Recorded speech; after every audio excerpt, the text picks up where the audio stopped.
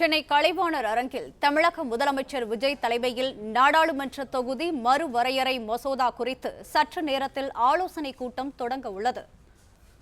கூடுதல் தகவல்களை வழங்குகிறார் எமது செய்தியாளர் ராஜகுமரன். வணக்கம். தொகுதி மறுவரையறை குறித்து முதலமைச்சர் விஜய் தலைமையில் தமிழக அனைத்து கட்சி எம்பிக்கள் கூட்டமானது இன்னும் சற்று நேரத்தில் தொடங்க இருக்கிறது. அனைத்து கட்சிகளுக்கும் அழைப்பு விடுக்கப்பட்டுள்ள நிலையில் யாரெல்லாம் கூட்டத்திற்கு வருகை தந்திருக்கிறார்கள்? முழு விவரங்களை பதிவு செய்யலாம். தமிழக முதலமைச்சர் சர் ஜோசப் விஜய் தலைமையில் இன்னும் சற்று நேரத்தில் சென்னை கலைவாணர் அரங்கில் நாடாளுமன்ற தொகுதி மறுவரையறை குறித்த ஆலோசனை கூட்டம் நடைபெற இருக்கின்றது. இதில் பங்கேற்க வேண்டும் என்று நாடாளுமன்ற உறுப்பினர்களை மக்களவையிலோ மாநிலங்களவையிலோ உறுப்பினர்கள் பெற்றிருக்கக்கூடிய கட்சிகள் அனைத்துக்கும் தமிழக முதலமைச்சர் நேரில் அழைப்பு விடுத்திருந்தார். அதாவது கடிதம் மூலமாக அழைப்பு விடுக்கப்பட்டிருந்தது.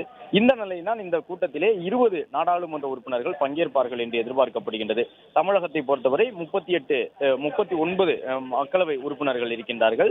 அதே போன்று 18 மாநிலங்களவை உறுப்பினர்கள் இருக்கின்றார்கள். அவர்களில் 37 உறுப்பினர்கள் பங்கேற்க மாட்டார்கள் என்பதும் தெரிய வந்திருக்கின்றது. ஏனென்றால் திமுக உள்ளிட்ட அதிக நாடாளுமன்ற உறுப்பினர்களை கைவசம் வைத்திருக்கக்கூடிய கட்சி இதில் பங்கேற்கவில்லை என்று கூறியிருக்கின்றார்கள். திமுக, அதிமுக, தேமுதிக, பாட்டாளி மக்கள் கட்சி உள்ளிட்டவர்கள் தங்களுடைய உறுப்பினர்களை இன்றைய கூட்டத்திற்கு அனுப்பப் போவதில்லை என்கின்ற ஒரு நிலைப்பாட்டை எடுத்திருக்கின்றார்கள். அதே நேரம் காங்கிரஸ் கட்சி தன்னிடம் இருக்கக்கூடிய உறுப்பினர்களையும் இடதுசாரிகள், விடுதலை சிறுத்தைகள் கட்சி, இந்திய யூனியன் முஸ்லீம் லீக் உள்ளிட்ட கட்சிகளும் மதிமுகவும் கூட இந்த கூட்டத்தில் பங்கு பெற இருக்கின்றார்கள்.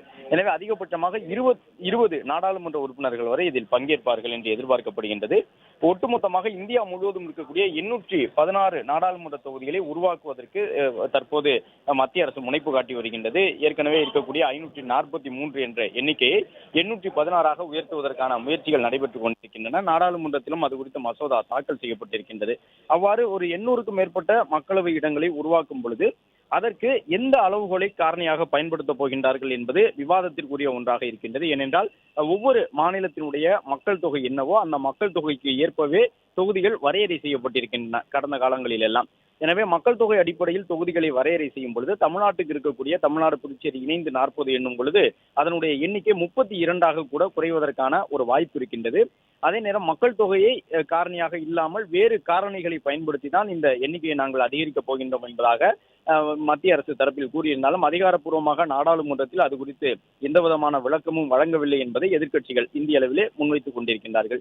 இந்த நிலையில்தான் தமிழக முதலமைச்சர் மாநிலத்தினுடைய உரிமைகளை எந்த வகையிலும் விட்டுத்தரக்கூடாது என்பதற்காக தொடர்ச்சியாக மத்திய அரசோடு மாநில நலன் சார்ந்த விஷயங்களுக்காக கடித போக்குவரத்து உள்ளிட்டவற்றின் மூலமாக தங்கள் மாநில அரசினுடைய கோரிக்கைகளை வலியுறுத்தி வருகின்றார். இந்த நிலையில்தான் முதலமைச்சர் ஒரு அனைத்து கட்சி நாடாளுமன்ற உறுப்பினர்கள் கூட்டம் என்பதை கூட்டுவதற்காக கடந்த 3 நாட்களுக்கு முன்பாக இதுபோன்ற ஒரு அறிவிப்பினை வெளியிட்டிருந்தார்கள்.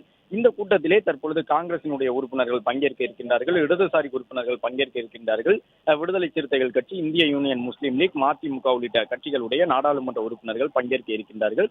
எனவே 20 உறுப்பினர்கள் வரை பங்கேற்கக்கூடும் என்று எதிர்பார்க்கப்படுகின்றது. பாட்டாளி மக்கள் கட்சி, தேமுதிக, திமுக, அதிமுக உள்ளிட்ட கட்சிகளுடைய உறுப்பினர்கள் இன்றைக்கு பங்கேற்க மாட்டார்கள் என்றும் சொல்லப்பட்டிருக்கின்றது. சரியாக ஒரு 2:50 மணிக்கு தமிழக முதலமைச்சர் கலைவாணர் அரங்கத்தை நெருங்க இருக்கின்றார். அதன் பிறகு கிட்டத்தட்ட ஒரு 1 முதல் 1.5 மணி நேரம் அளவு அந்த ஆலோசனை கூட்டம் இடம்பெறும் என்று எதிர்பார்க்கப்படுகின்றது. சிதம்பரம் உள்ளிட்ட காங்கிரசினுடைய மூத்த நாடாளுமன்ற உறுப்பினர்களும் பங்கேற்று பேச இருக்கின்றார்கள். மாணிக்கம் தாகூர் உள்ளிட்டோர் பங்கேற்கின்றார்கள். இது மட்டுமல்லாமல் ஒவ்வொரு கட்சியின் சார்பிலும் பங்கேற்கக்கூடியவர்கள் மதிமுக, இந்திய யூனியன் முஸ்லீம் லீக், விடுதலை சிறுத்தைகள் கட்சி என்று பங்கேற்கக்கூடியவர்கள் எல்லாம் தங்களுடைய கருத்துக்களை திருமாவளவன் உள்ளிட்டவர்கள் தங்கள் கட்சியினுடைய நிலைப்பாடு என்ன என்பதை எல்லாம் எடுத்து கூற இருக்கின்றார்கள். இந்த நிலையில் தமிழக முதலமைச்சர் தலைமையிலாக நடைபெறக்கூடிய இந்த ஆலோசனை கூட்டத்தில் பங்கேற்க இசைவு தெரிவித்திருக்கக்கூடிய கட்சிகளுடைய உறுப்பினர்கள் இன்னும் சற்று நேரத்தில் வருகை தர இருக்கின்றார்கள். கலைவாணர் அரங்கத்திலே இந்த ஆலோசனை கூட்டம் இடம்பெற இருக்கின்றது. ஆலோசனை கூட்டத்தில் முதலமைச்சரும் சில கருத்துக்களை எடுத்துக் கூறுவார் என்று எதிர்பார்க்கப்படுகின்றது. தமிழ்நாட்டினுடைய மக்களவை இடங்கள் எந்த வகையிலும் குறைக்கப்பட்டுவிடக் கூடாது, மக்களவை இடங்களை அதிகப்படுத்துவதாக ஒரு நிலைப்பாடு எடுத்தால் அது மக்கள் தொகை அடிப்படையிலான நிலைப்பாடாக இருக்கக்கூடாது. விகிதாச்சார அடிப்படையில் இப்பொழுது இருக்கக்கூடிய இடங்கள் எத்தனையோ அத்தனை இடங்களுக்கு உரிய பிரதிநிதித்துவத்தை உறுதி செய்யும் வகையில் தான் அந்த எண்ணிக்கை உயர்த்தப்பட வேண்டும் என்பதாகவெல்லாம் தமிழகத்தில் இருக்கக்கூடிய கட்சிகள் தங்களுடைய நிலைப்பாட்டை ஏற்கனவே தெரிவித்திருக்கின்றார்கள்.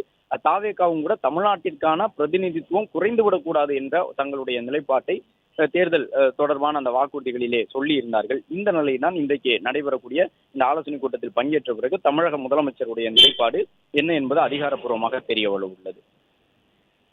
பிளே ஸ்டோர் மற்றும் ஆப் ஸ்டோரில் இருந்து பாலிமர் செயலியை QR கோடு மூலம் பதிவிறக்கம் செய்யுங்கள். செய்திகளை உடனுக்குடன் பெறுங்கள்.